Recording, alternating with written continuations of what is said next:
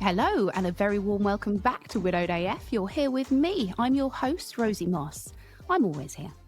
Joining me today, I have got Aimie Strachan. She has come on to talk to me about her husband, John, who died less than 18 months ago. So I think that's really, really brave, Aimie, to come on when you're relatively fresh in your grief, because it gives an entirely different perspective on it. So welcome to the podcast, and thank you for having the courage to come on. Oh, thank you for having me. You're very welcome. Now, Aimie, traditionally what I do is I ask my guests to tell me a little bit about the person that they've lost. It's really nice for the listeners and for me to get a feel for the person. And also, I think we get so bogged down in my husband is dead that you almost lose sight of who they were, or the rest of the world seems to. And I think it's a really nice opportunity to tell the world about your story. So, Aimie, when you're ready, tell me a little bit about John. Oh, thank you. It's my favourite topic. I love talking about him. Excellent. John essentially was amazing. He was just one of these wonderful, lovely, lovely people that everyone only has good things to say about. And I feel that sometimes when I talk about him, people think I'm kind of making it up, that he couldn't actually have been that nice. He actually was. He was one of these good people that did things just because that was the kind of person he was. He didn't want accolades. He didn't want thanks for it. He was just a genuinely nice, good person. So it made loving him very easy. And I just felt super lucky that he loved me back. He was absolutely wonderful, gorgeous inside and out. Just truly one of the good ones. So yeah. It's funny, isn't it? Because when someone dies, there's a risk perhaps of them being put on a pedestal and being canonized, and people tend to forget the day-to-day niggles. And when you loved somebody and that you genuinely believe they were so amazing, you almost want to go, I'm not making this up because he's dead. He genuinely was this awesome. Honestly. But what's been really lovely is that there's been so many gorgeous stories have come out. Now he's not around. And I think, it's sad that we only say those wonderful things when people aren't here. And I really wish we did more of that face to face and told people how wonderful and gorgeous they are. And I think in the last 18 months, I have tried to do that because, they need to hear how wonderful they are when they're still here. There's no point waiting until they're gone, is there? So interesting, because I do the same thing. I make sure that everybody I love knows that I love them. And you find yourself telling people the things because you think, I don't want to wait until you're not here anymore. And you think, we're so naive. We think we've got all the time in the world to tell the people that we love how we feel about them. And you and I, we're both widows by sudden death. We don't get the chance to tell them goodbye. We don't get the chance to say those last words to them. How did you guys meet? So we were both primary teachers in Dubai. Wow. Yeah. So we met over there. Obviously, I'm Scottish and my husband was English. And it was on my 29th birthday. And we had a mutual friend. And John played it very cool and sent a drink over at the bar, which I politely declined. Who accepts drinks from strangers? I was like, no, thank you. And then he asked for my number, and equally I politely declined and explained I didn't give out my number to strangers. But I'd obviously made an impression because he went through our mutual friend and got my number. And a year later, we were engaged. So wow. Thank goodness we acted. It was, a lot of people describe us as having a big love. It was just, everything was so easy. As soon as we met, we knew, we found our person, and it just all felt right. So he actually was going to propose before a year. We had gone on holiday a couple of months before, and we had never talked about getting married. It wasn't kind of a deal breaker for me. So I didn't know that was on his plan at all. And he attempted a couple of times to propose, bless him, and I absolutely mucked up because I didn't know what was happening. So then he waited. Yes, he was going to propose in October, and then he waited until my birthday in December. So he proposed on my 30th birthday. So it was a little bit of a whirlwind, but it's one of those when you know. Absolutely. Ben and I were engaged very quickly as well. I completely agree. When you know. Absolutely. So so we were engaged within a year. Because we were both teachers, we had accommodation with our work. So we actually didn't live together till about 8 months after we were engaged. So we kind of did things a bit back to front, perhaps. And then we got married the following year. We had a 10-week-old baby on our first wedding anniversary. So yeah, Wow. it was all a bit of a whirlwind. And then when our son was a year old, we moved back to England, and we now live at the coast. So yeah, life was good. We were just happy, and we had our daughter a couple of years later after that. And yeah, just enjoying life. And like you say, you just think you've got all the time. And yeah, we did really good marriage. We still liked each other. We still had fun, and yeah, it was happy, really happy. God, you've made me go all goosebumpy already, because obviously we know what's coming, and it's that feeling of everything being how it's meant to be. You know, you aspire to this, don't you? We're told if you're a good person, you do good things, you work hard, good things will come to you. Do you think that you realised how lucky you were at the time? You know what, John and I did. We spoke Yeah. about it quite a lot, actually. I think because John was a little bit older than me, so there was about an 8-year age gap, and so we weren't like young when we met, and we actually quite often would say to each other, like, we knew we were lucky. We knew we were lucky we'd found each other. Mm. We knew what we had was special. And, we sometimes looked down on other people's marriages, and, Of course. we knew what we had was healthy. We were very independent of each other, but equally we really enjoy doing stuff together. And, we were moving forward together. Um, when you have children, your marriage changes, doesn't it? But it brought us closer together. He was a great dad. So no, we did know we were lucky, and I'm glad that we had voiced that when he was still here. Yeah.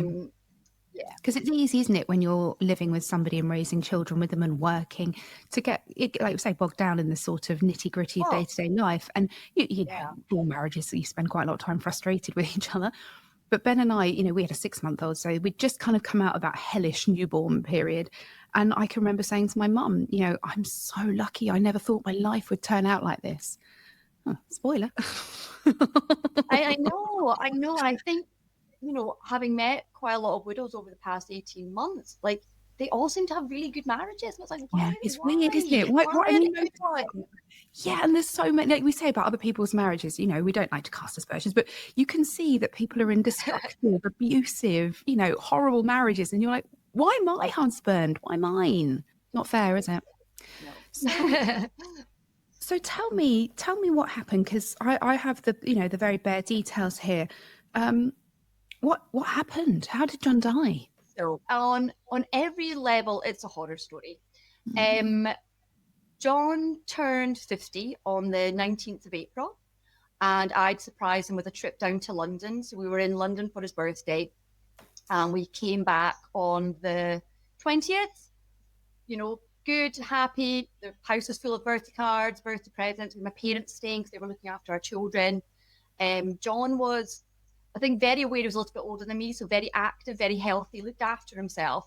So as usual on the Sunday morning, he went out for his morning jog. Typical, absolutely busy house, everyone getting ready.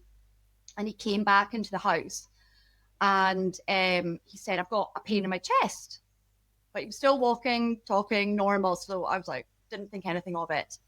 And then, about half an hour later, he came down. He was a bit sheepish, and he was like, "I've actually phoned 111," which was very unlike him. As a man, very much Mm. downplayed everything. So I was a little bit concerned, but equally, he seemed fine.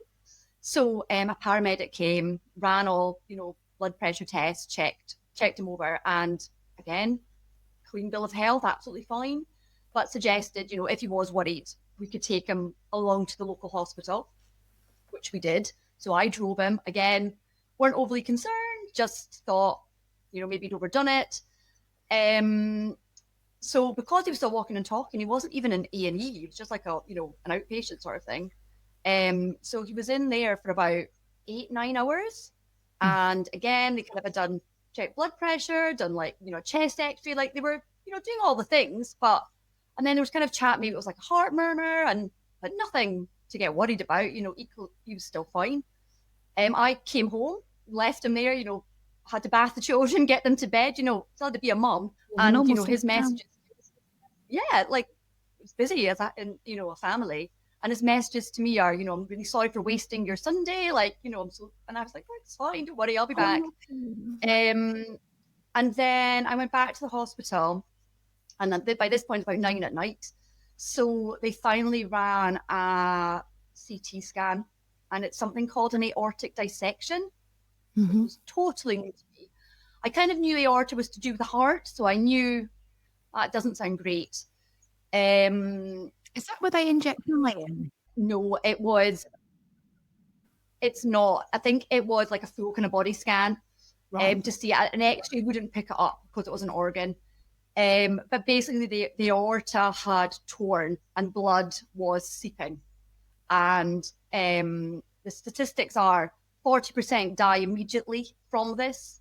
So that, he was fine and made it to hospital, and that it was diagnosed is like miracle level. Like nobody gets to that stage really.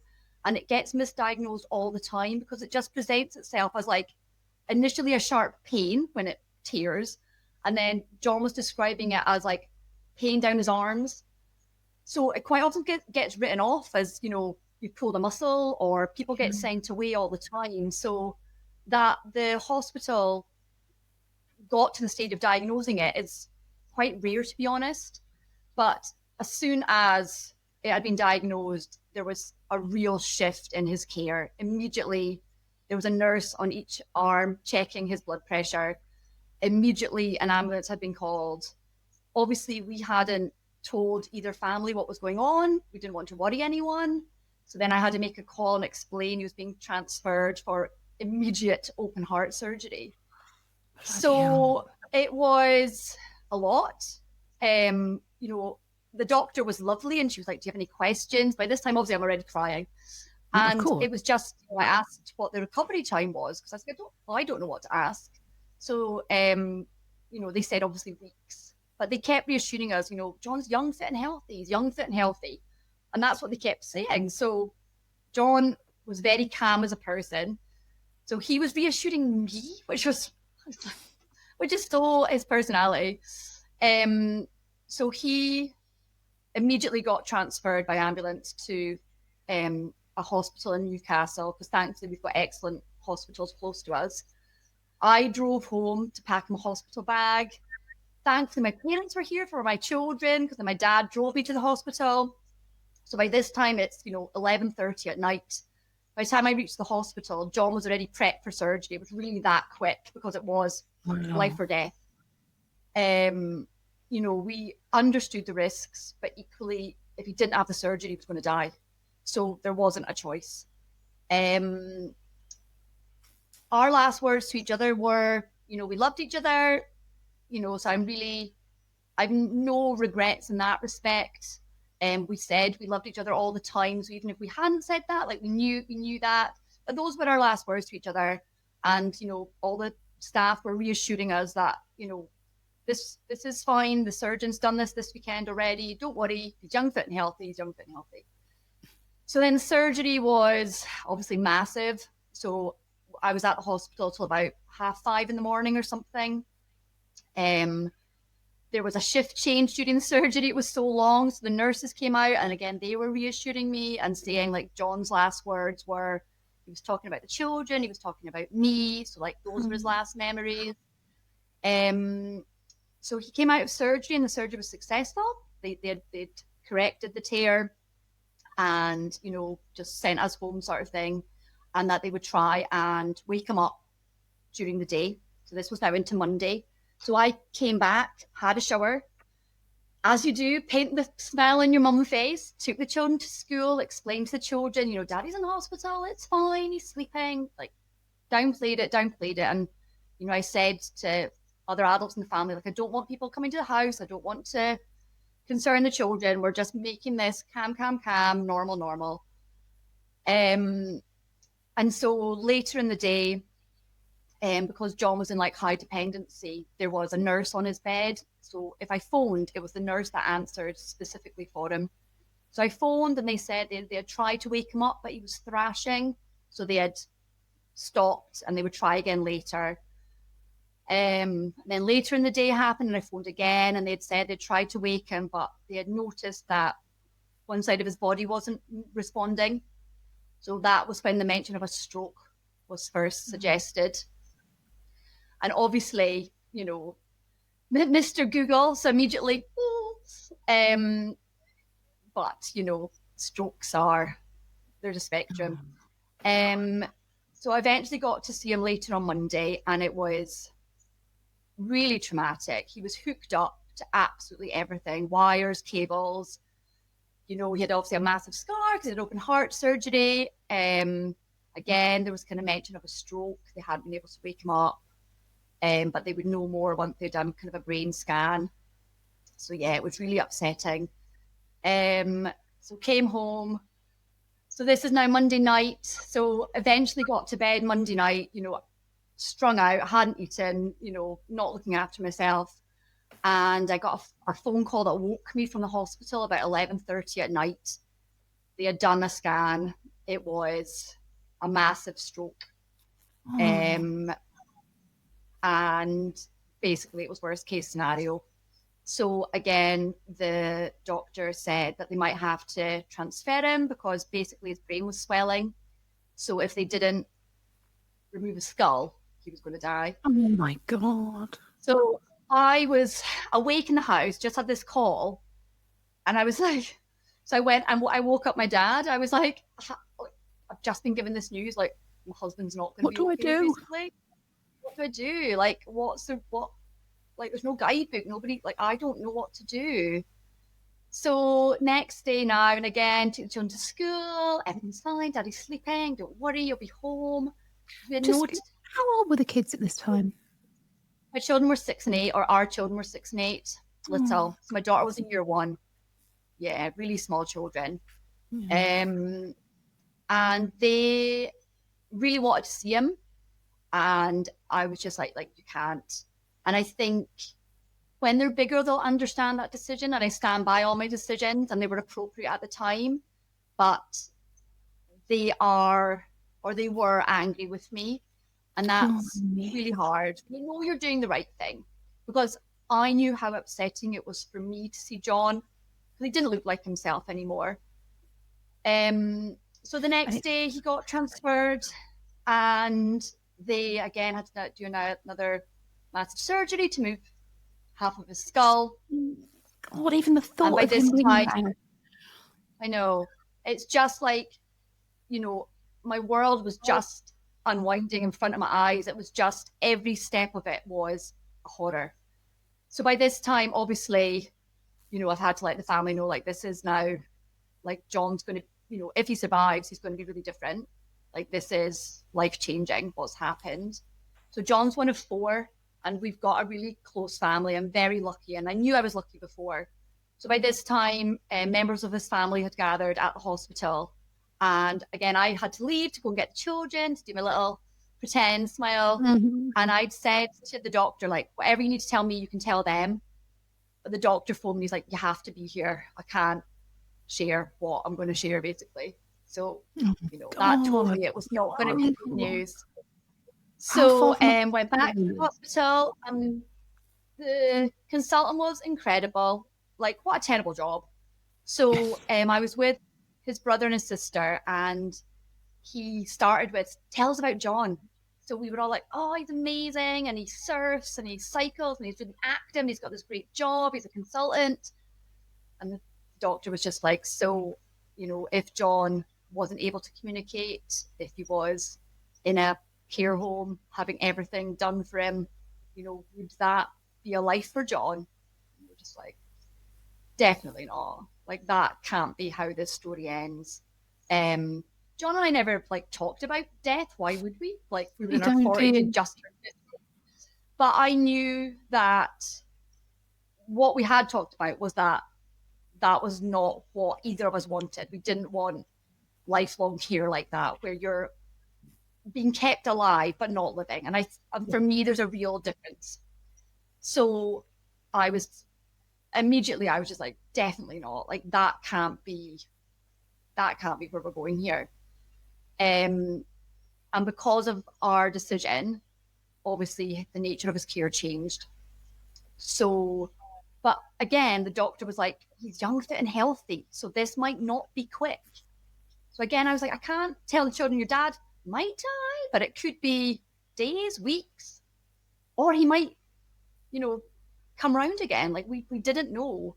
So again, in this horrible, like, purgatory, and then, having to come home and lie to my children, basically saying like, Daddy's still sleeping. I'm really sorry. Like, and they had made a card for him, and it was just terrible. Heartbreaking. So now we're on Wednesday. So this is Sunday, Monday, Tuesday, Wednesday. And by this time, all the family had gathered to say goodbye. So my brother and his husband came down. John's other sister and family visited. And I'm having to message people. And people are messaging like from a really good place, but I'm having to say like, John's going to die. Like, he's not coming back from this.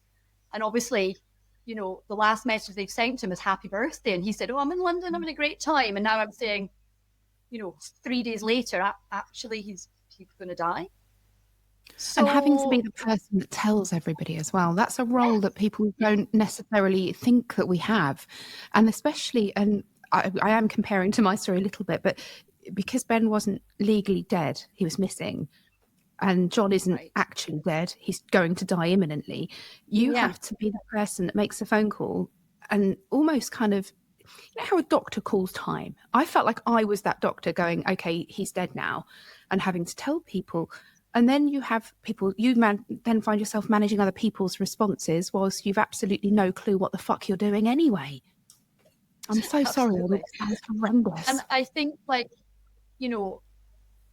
the person you love most in the world in that position, and like, I was willing him to die. I didn't want him to continue like this, because by this stage, he'd had brain surgery, he did open heart surgery, and he was never going to recover. And I just wanted it to end for him, for us, for everybody, because it was torture. And, willing that is a really hard, like, it's terrible. It's a terrible thing. And I think lots of people doesn't it? Don't know that. So again, came home Wednesday, bathed my children, put them to bed. Don't worry. And then on the Thursday morning, I explained to my parents, I was like, I really want to go into hospital early.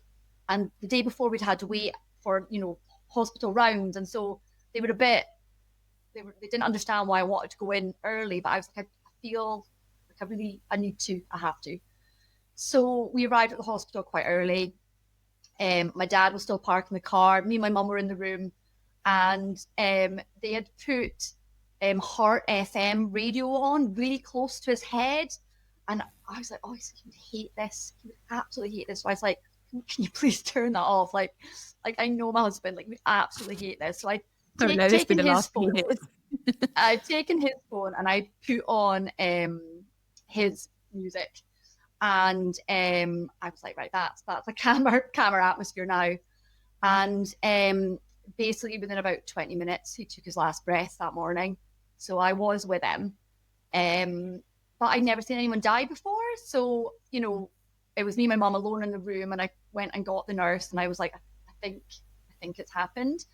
And it had. So then I called the rest of the family, and I was like, look, he's taking his last breath, very, like, little heart, flutters, they were calling it, but he was gone essentially.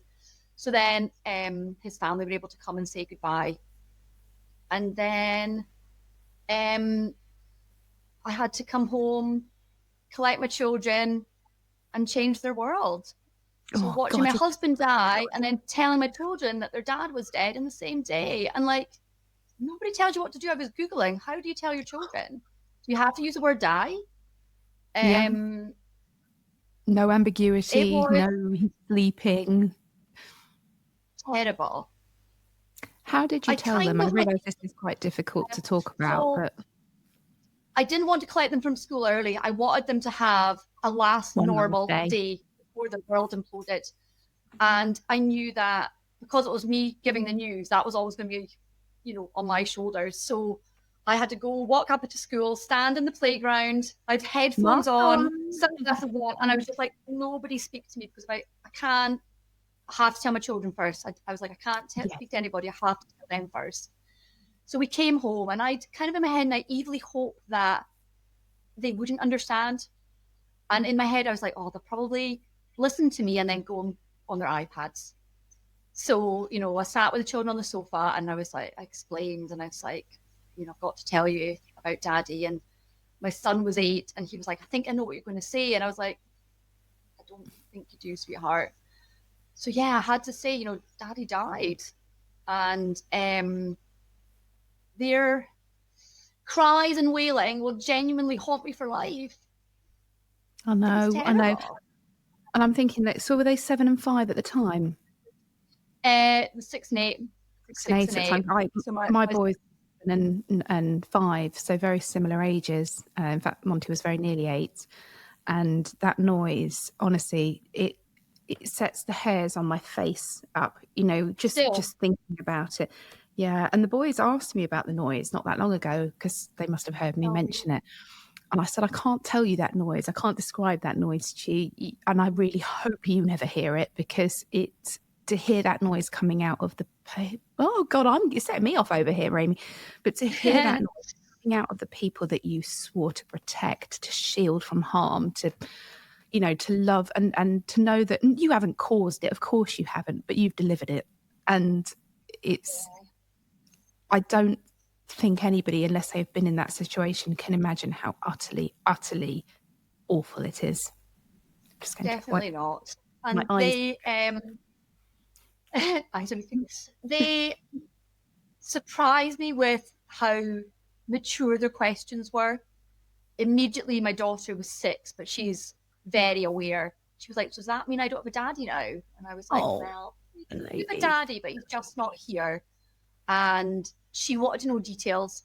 So I've always just said, it was Daddy's heart. And she was like, but Daddy was healthy. Daddy ran. Why? And she was kind of doing all this, trying obviously to work it out.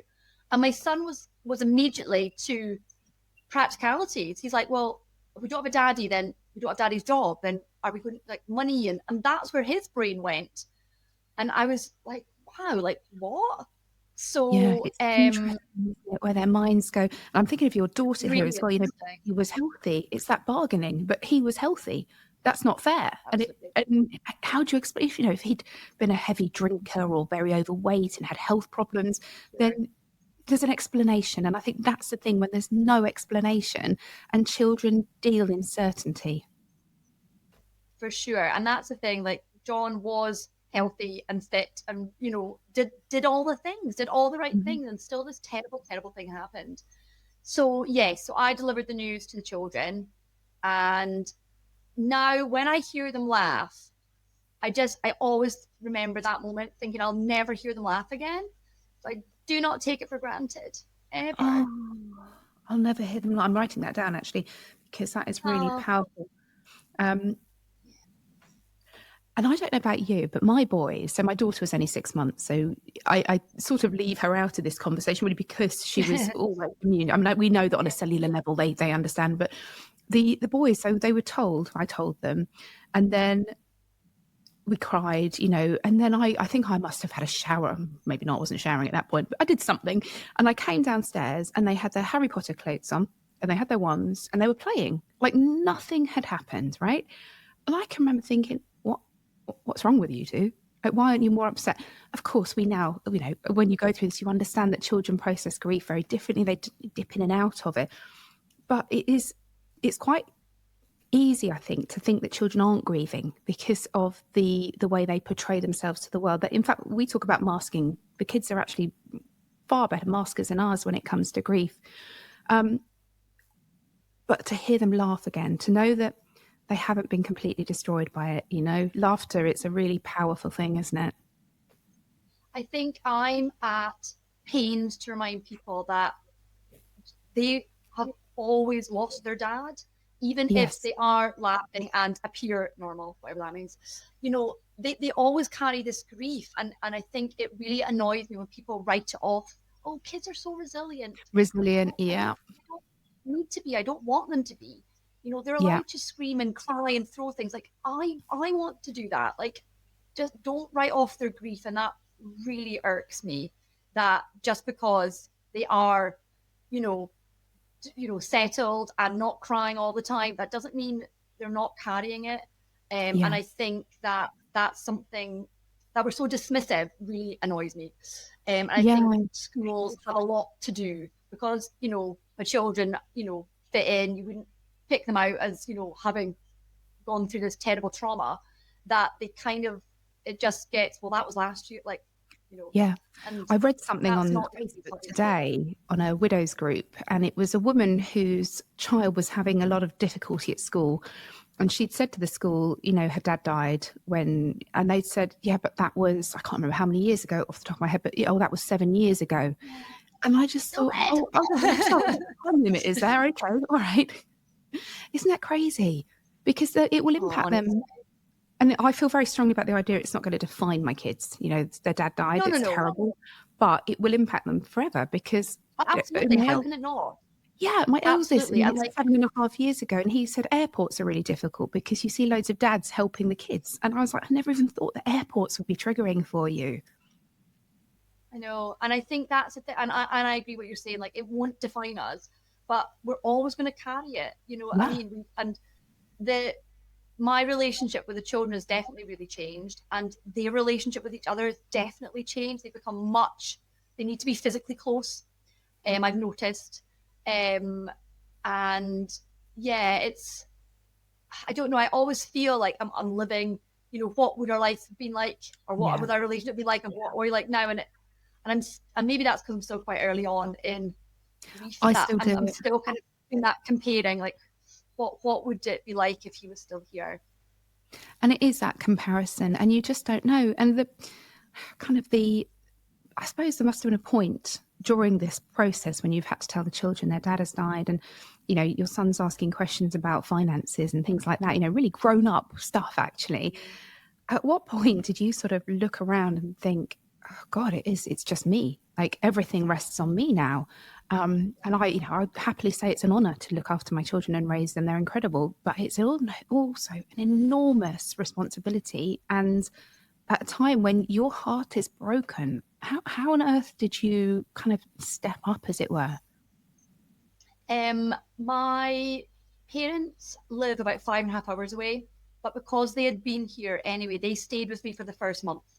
Nice, mine too. Yeah. So it meant that I could go out for walks, I could get a little bit of time. But I think equally when you've got children, you can't just stay in bed, you can't drink yourself to sleep. And I do believe they were my reason for getting up. If I didn't Yeah, have children, I don't know where I would be now, genuinely. yeah, same. Um, yeah, and John's side of the family are equally wonderful. And the kids are really close to their cousins, so we spent a lot of time with them, and we grieved together, really. John's funeral was about a month after he died, so we had quite a long time in between. But yeah, I think when my mum and dad left, they had a holiday pre-booked, and I insisted they go because I was like, "You've had a terrible time, like please go." But what I find, I hate being in an empty house. I hate being the one to Mhm. have to lock the doors. That was never my job. I hate going Yes. up to an empty bed. I hate it. Yeah, I hate that everything's on me. I'm capable. I can do it. I don't want to. I made good choices. I chose the right man. I had a really good marriage. This wasn't the plan. It's And not I've death. still ended up by myself. And I'm so bitter about it. Like, he was such a good Hey, man. 7.5 years, I'm Annoying. still bitter. And I think, I never for a million years do I regret her. Well, actually, sometimes that's not true. My daughter, she's challenging, but she's incredible and I love her. And I'm so glad we had her.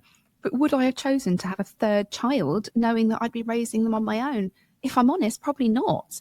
And, you know, it's not, and it's that kind of conflict, isn't it? All the decisions you made, they were made on the basis that you two were going to do this together. Absolutely. I don't live near my family because I moved No. here with my husband and we did everything Where in the together. world are you? I normally ask this at the I'm beginning. in Where in the world are Whitley you? Bay, Whitley Bay, just outside Newcastle. So my husband was from Newcastle, and that's why we settled here. I'm from the Highlands, very far away. But yeah, we moved here because I had my husband. Yeah. But yeah, I mean, and I've got a super network, I really do. And I'm so lucky in so many ways, but equally I can still be angry and bitter because of my Of course. situation. And you're allowed to be. Yeah. And I do think there's an element of shame around that as well, because we're kind of allowed to be angry initially, aren't we? We're allowed to rage at the injustice of it. And, in your case, it sounds like the medics were amazing, but in a lot of cases there are failings. And in my case, I was angry with the skipper of the boat, and this anger. And then the expectation is that anger will go and you will settle with being just sad and, calm. And there is almost, I guess, like a shame around it. It's not who we're supposed to be. We're not supposed to be bitter and angry. But why not? Why not? Like, our person was stolen from us, right? Who in their right mind wouldn't be bitter and angry about it? I think you can't live your life constantly bitter and angry. It'd be very unpleasant to be around. But I think it's okay to accept that that's going to be a part of you forever. How are the kids now? The kids are amazing. The kids are absolutely amazing. I think I was really keen to get them help, and it became really obvious that there's very, very limited help. Oh my God, so little help. Oh, so frustrating. Like, I'm consumed by grief, having to, email people and Google, and I'm like, what? Like, how is this my job? How is this And the default doors to shut in your me? face. Did you find that as well? You'd contact somebody and they'd say, "Oh, I'm terribly sorry, we don't have space," or "I'm sorry, your children aren't the right age, you're not in the right catchment." At one point, I took my eldest to the GP in sheer desperation. I took him in there, burst into tears. What do I do? My son is having these terrible ideations. I don't know what to do. And the doctor, really old, kind of, not that I'm stereotyping, but old male doctor, and he just sort of went, "Well, there's not really anything we can do unless they make an attempt on their life." And he said this in front of me and my son, and I just thought, brilliant. And it's that kind of, I'll fucking do it myself then. So you end up having to pay for therapy. And if I added up what I've spent on therapy for myself and my children over the last 7 years, I probably could have bought a second home. And there's been times when I've not really been able to afford it, if I'm honest with you, but I can't afford not to. So it's not something my kids have dipped in and out of over the years. But yeah, why is this not free? Because it's so short-sighted, because if we support the children now, they're less likely to have the mental health struggles as they get older. Absolutely. I could wax lyrical about this for ages. I know. I think I really struggled to find any support, but the support I did find local to us, there is an amazing occupational therapist who runs forest school bereavement sessions. It's a forest school that does special bereavement sessions. Yeah. That's amazing. She's amazing, and it's really close to where I live, and she does it for free. So she got some funding, and so my children started that in September. So a few months after John passed in April, and they did the sessions together just with her. So she does like an activity, and obviously it gives them a space to talk about their dad. And what was lovely is that John was a special needs teacher, but had also become a forest school teacher. So some of the activities they were doing, I showed them that, John had done it as well. So they made like little medallions out of wood. And I was like, oh, Daddy's got one the same. And it was so real good. And then dad. Yeah, absolutely. And my son's he needs to be outside. That's where he is best. And then I joined the adult forest school sessions, and again, lucky, don't know if that's the right word, to be there with 2 other local widows, and they genuinely saved me. Connecting with other widows, that is the one thing I recommend to other people who have been bereaved, because unfortunately, people who haven't been bereaved have no concept, have no clue. Bless them. They try their best, but they just have no idea. And so connecting with these other ladies who were on quite similar timescales to me, one of them had children quite similar. And since then, I've got about 5 or 6 widows really local to me. We're everywhere. Who knew? I know.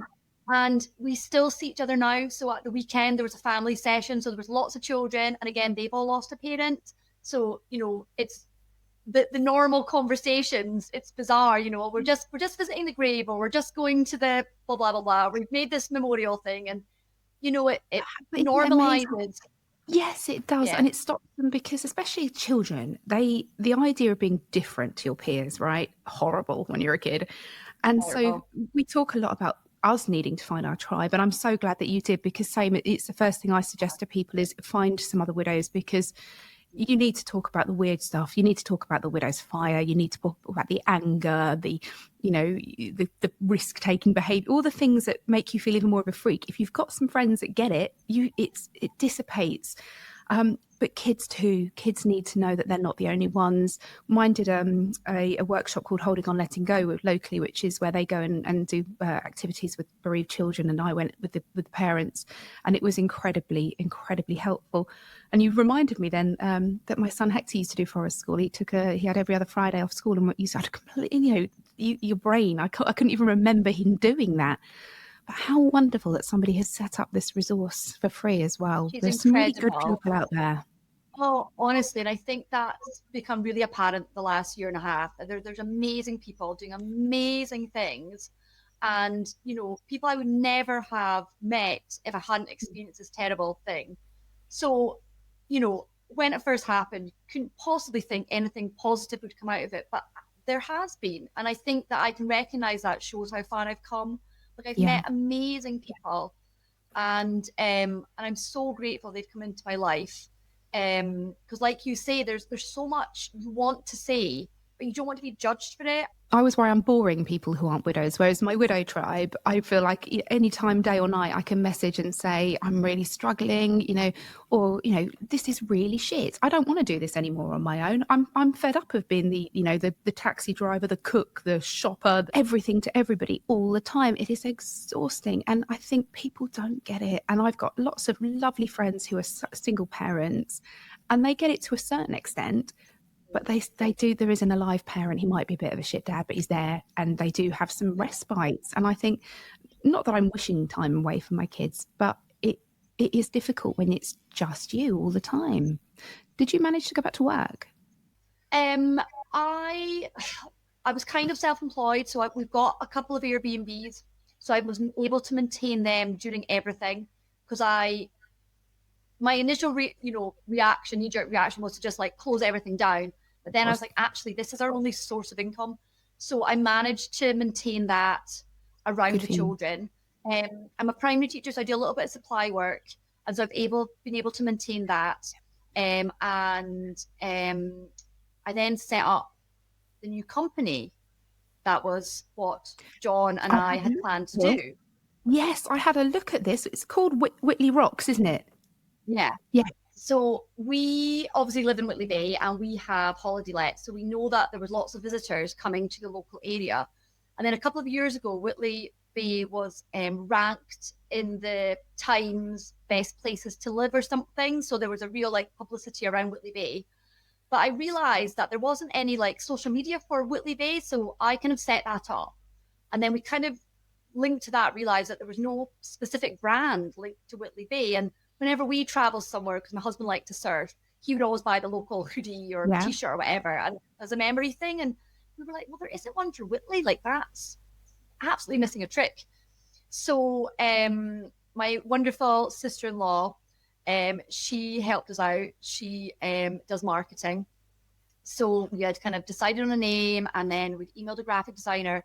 Actually, we were coming back from London for his birthday. That's how close everything was. Wow. So we'd emailed a graphic designer, and so we'd got really far with it. And so when John passed, I knew that I had to do it. There wasn't a question of will I, I had to. But equally, I'm a very much a all or nothing kind of person. So I have to be in the right head. I know. I have to be in the right headspace, because once I start this, this is what I'm doing. So 2024 was, absolute survival mode. But then coming into 25, I was like, right, this is my year. We're going to say yes. We're going to do all the things. We're just going to, do it. So I did a digital marketing course for the first 3 months of the year, as you do. And then I was able to set up the website. The aortic dissection charity are gorgeous. They are really young. They only were established about 4 years ago. So they've been really supportive. So I've made it not-for-profit. Everything goes to the charity. And it was launched about June time. And so it's been really well received. And yeah, it's I know you don't have to do anything with your grief, but it feels like a tangible accomplishment. Yeah. Yeah, I absolutely agree. I say I ran a marathon. I didn't. Well, I ran most of it. It was slow and steady. Tortoise, not the hare. Well done. That's next year. Next year is Is that your next year's marathons. plan? Well, I did it. I would caution against doing it with very little training, like I did, because I did injure myself a little bit. But it was that I've got to do something. I cannot just sit here. I just felt I have to do something. I can't just sit here. And so I drunkenly signed up for the Manchester Marathon because it's the flattest. That's the best things come when you're drunk. Yeah, exactly. And then I persuaded my friend, who was also drunk, to do it with me. She's not a runner either. And we did it. And I think it kind of saved me. Like, it nearly broke me physically, but it kind of saved me because you have this commitment. Would I have got up and gone for a run 3 times a week? Hell no. But because I knew I had to get around this marathon. And I think the people who tend to survive this, and by survive this, I mean make a better life, a good life out from their grief, are the people that find something to do. And it's really difficult, and it can be anything. But for you to be doing something that's going to raise money for a charity and make a difference. And I did look at your website, and your t-shirts are really reasonably priced and things like that. So everybody go to Whitley Rocks and treat yourself. Yes, your please. Your holiday. How many could you get into your holiday lets? One set up for a family, one for a couple. They're very central. Whitley Bay is beautiful. Please support a widow. I'm going to. I love an Airbnb, and I've never been to Whitley Bay, so you might find me up your way at some point, because I absolutely, although Ben drowned, I'm still very drawn to the sea. I always was, and I always will be. And in fact, when we sell this house I'm in at the moment, we will be moving back towards the coast. The pull back to the water is too strong. I've got to go back. I understand that. I'm from the northeast coast of Scotland, and so living beside water, I think I'd struggle without it. It's definitely been my therapy, walking beside the coast in any weathers, feeling the wind, and Are you a cold water swimmer? Oh, you know what? I've become one, and I'm quite embarrassed that I have as well, because I used to. It's such a thing we do as widows. I know. Yeah, I have become one, and I've even bought a dry robe, and I'm a bit embarrassed about it. Oh, I've got one. I know. But I love it, and I really love it.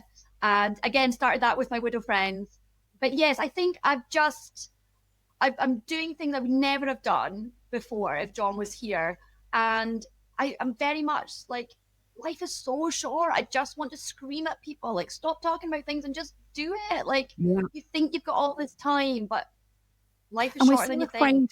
Of failure, aren't we? We're so afraid of getting it wrong that we don't, that it will kind of sabotage us and hold us back. And actually, the podcast is a good example. I've wanted to do something with Widowed AF for years. I got the Instagram handle years ago, and I just kept thinking, I'm not good enough. I've got no experience. Who's going to want to listen to it? And then you just do it, don't you? Because what's the worst that's going to happen? It doesn't succeed. Absolutely. And, now you're an award winner, so, I am. Thank you so much for mentioning that. I realised I got through nearly a whole episode without dropping that. I did got the marathon in, though. That's the other one I like to get.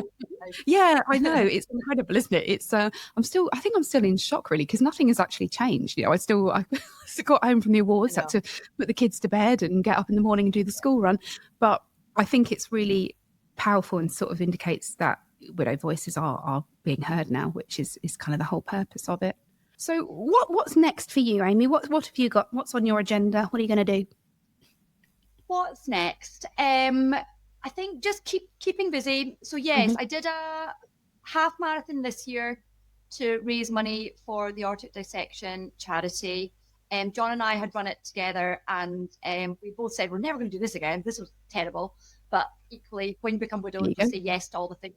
So next year I'm going to do a marathon. People know that I say yes to things, so they keep saying things to me, knowing that I'll probably say yes. And I'm like, oh, maybe I just want a quiet year next year, but I don't think that'll be. I'm proud of what I've achieved this year. It's been a really different year to 2024, and who knows what 2026 will bring. I think what we've learned is that you can't plan too much. You don't know what the future holds, but I'm very much in yes mode. And so when things kind of come my way, I'm like, well, why not? Let's see where it goes. And what Yeah. about, I mean, so I'm going to say the C word, but by the time this goes out, we'll probably be quite close. Christmas. What do you do about Christmas? Because that's obviously on a lot of our minds at the moment. Yeah, I really struggled in December Same. last year. I could feel myself absolutely spiraling and I couldn't catch myself. I was quite scared, to be honest. December's quite a heavy month. It's my birthday, which is also the day I met John and the day we got engaged. And then obviously Christmas is all family shit, isn't it? Yeah. So I really, really Pajamas found all it over tough. the place. But yeah, and then I went away with some family over New Year, and it saved me, to be honest. And then I was like, right, I have to. I think I'm still waiting for the grown-ups to come and save me. I was waiting for someone else to do something. And then it came into January, and I just had to accept a few things. You know, I'm never going to understand why what happened to John happened. You know, if the only person that can save me is me, I need to do something or not do something. You know, the way I feel is up to me. And so I'm hoping, because I've had a more positive year, that this Christmas won't feel so tough. I really like a plan. I've always liked a plan. So, you know, I've got all the plans. And we'll see family. And again, we're away for New Year. So I'm hoping, I think I'm more prepared for it this year. Yeah. I think it took me by surprise how it wasn't just actual Christmas, it was the whole of December. Absolutely floored me. As soon as the John Lewis advert lands, that's when it starts for me. I'm the same. I put a trip to Cape Verde on the credit card first Christmas. You know, again, couldn't really afford it. Off we went. And I think I felt that if I could run away from it, it wouldn't catch me. And of course, it caught me, because the grief will find you wherever you go. And this Christmas, because John and my second husband and I have separated, so this is our first Christmas as a four again. And I said to the kids, what do you want to do? Like, I'm afraid Cape Verde's not on the cards, but what would you like to do? And they want to have Christmas at home. So I was like, oh, brilliant, I'll be cooking. So my mum and dad and my brother will come over, and I think it'll just be a quiet, calm family Christmas. And then, like, I think perhaps we'll do something over New Year as well, because there is, I think, even if you're not widowed, there's so much pressure to make this magic. And I'm like, I spend the whole freaking year trying to make magic. I haven't got the energy by December. Yeah, depleted, eh? I think, yeah, it's a tough one. And I offered the kids to go away and they didn't want to go away, because I was the same. I was like, let's just get out of here. But like, it'll be lovely, I'm sure. And I think it is. My kids are still quite young. So, you know, we're doing all the panto and light trails and visiting Santa. Like, it's lovely and it gives me a focus. And equally, if I didn't have them, I'd probably just be under a duvet somewhere. So, you know, it's a bottle of it's sherry quite and a pack of mince pies. Oh, absolutely. Oh, Aimie, you're amazing. I don't it's been a while since I've been so emotional in an episode. I don't know whether it's the fact that it's still so raw for you, whether the fact your kids are a similar age to mine were when it happened, but I've really felt this kind of super strong connection with you during this conversation. It's so lovely speaking to you. Thank you. I think the way that you have dealt with the shit hand that life threw at you, you know, this even down to that kind of mask on the school gate the day that you knew that your kid's dad had died, and the fact that you were thinking the whole time, I've got to give them this one last day. I think that from what I know of you in this short time, but it feels very intense, isn't it? You know, I feel like you are you're doing an incredible job, that you are modeling good grief, and that you are teaching your children that it's okay to be broken by something, but it will get better. So if it's not too patronizing, well done. Oh, thank you. Honestly, I think, you know, people tell me I'm strong, and I hate that. I don't want to be strong. I want to be soft. But hearing it from a fellow wid, I'll take it. Like, we're allowed to say it, isn't it? We're allowed to say it. I think that's the difference. And I think that's because somebody said to me about the questions I ask on here. I'm like, but I can, because I'm part of the club, and, you know, people have the right to say no, to not answer me. But I think when you have both walked through the fires of hell, there's a connection there, and it's very, very powerful. Well, you are now part of the WAF family. Like it or not, you're stuck with me. So please stay in touch. How would I find your holiday lets? You know, asking for a friend. Would it just look on Airbnb? Would I in Whitley Bay? Yes, on Airbnb or on Instagram, or visit Whitley Bay. Hello Whitley Rocks on Instagram as well for merch. Thank you so much. I will put those in the show notes as well for anybody else that wants to come. Okay. You'll be inundated now with widows wanting to come and camp out in your Airbnb. Oh, honestly, I mean, love the widows. But yeah, thank you so much for your time today. I really appreciate it. Thank you. It's been an absolute honour. Thank you. So if you have been affected by today's episode and you'd like to message me, please do. You know, my inbox is always open. And you've got contacts now for Aimie via Instagram. So if you wanted to reach out directly to her, I'm sure she wouldn't mind. And I'll be seeing you in Whitley Bay next year in the springtime. I love that. Thank you so much. Honestly, if I can get a booking. If I can get a booking. Thank you, Aimie. And to everybody who's listening out there, you take care of yourselves, you take care of each other, and I will be back with you next week with a new episode. Lots of love. Thank you for listening. If you found this episode helpful, hit follow or subscribe so you don't miss the next one. And if you think someone else may benefit from this, please do share. We'd also really appreciate a quick review. It helps more people find the show. Thank you again, and see you next time on Widowed AF.